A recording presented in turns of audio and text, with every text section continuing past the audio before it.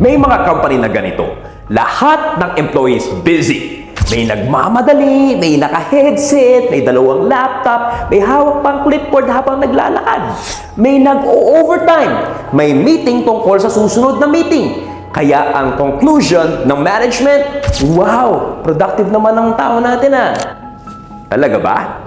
Baka naman parang tumatakbo lang sila sa treadmill, pawis na pawis, pagod na pagod. Naka 10,000 steps pa nga, pero nasa parehong lugar pa rin.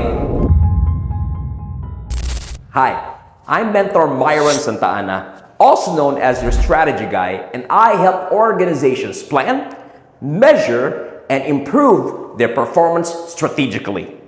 Real talk lang tayo ha. Kapag walang malinaw na performance scorecard ang company mo, pumapasok lang ang employees para mag-time in, magtrabaho, kumain, magtrabaho ulit, at mag-time out. Pero kapag tinanong mo, performing well ka ba? Naabot mo ba ang expectations ng company? May contribution ba ang trabaho mo sa growth ng business? Ang sagot, basta po marami akong ginawa at marami pa rin naman po akong ginagawa.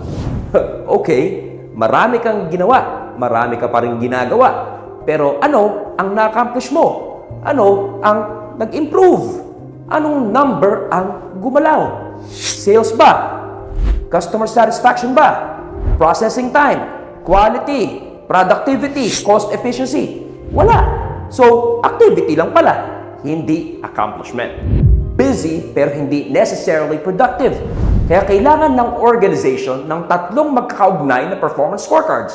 Una, company level scorecard. Ito ang nagsasabi kung anong business results ang kailangang maabot ng buong organization. Pangalawa, department level scorecard.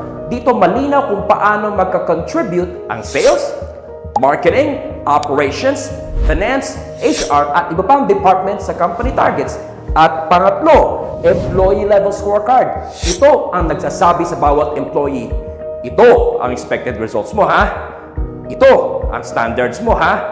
Ito ang target mo ha. At ito ang basis kung performing ka ba or hindi. Hindi ito ginawa para lang manghuli, manakot, o gumawa ng mas makulay na Excel file. Ginagawa ito para magkaroon ng clarity, alignment, accountability, at measurable contribution. Kasi kapag walang scorecard, pwedeng hindi naman nagsasara ang company, oo, pero hindi rin naman umaasenso. May ginagawa araw-araw, pero walang malinaw na progress. May effort, pero hindi gumagalaw ang numbers that truly matter. Remember, kaibigan, you cannot properly manage what you do not measure. At hindi sapat na may KPIs lang na random. Kailangan aligned ang employee scorecard sa department scorecard. At ang department scorecard aligned sa company goals. Kung gusto nyo magkaroon ng malinaw, practical, at aligned na company, department, at employee performance scorecards, message my team, Making Strong Success MSS Corporation. Tutulungan namin gawing measurable ang trabaho nyo, accountable ang mga tao nyo, at results-driven ang buong organization. This is Mentor Myron Santa Ana, your strategy guy. Dahil ang goal ay hindi lang maging busy, ang goal ay may marating. Follow Thought Filipino corporate trainer, speaker, consultant, facilitator, and coach mentor Myron for more.